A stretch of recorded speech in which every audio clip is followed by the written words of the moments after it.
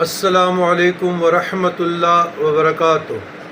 اللہم صلی علی سیدنا محمد وعلی آل سیدنا محمد مبارک وسلم۔ عزیزان گرامی،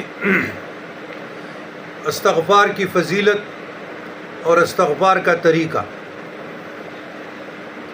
قال اللہ تعالی فی کلامہ المجید و فرقانہ الحمید۔ بسم اللہ الرحمن الرحیم۔ فقل تستغفروا ربکم انہ کان غفارا یرسل السماء علیکم مدرارا ویمددکم باموال وبنین ویجعل لکم جنات ویجعل لکم انہارا۔ 29واں پارہ سورہ نوح، آیت نمبر 12۔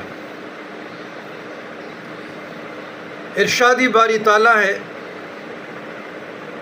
فقل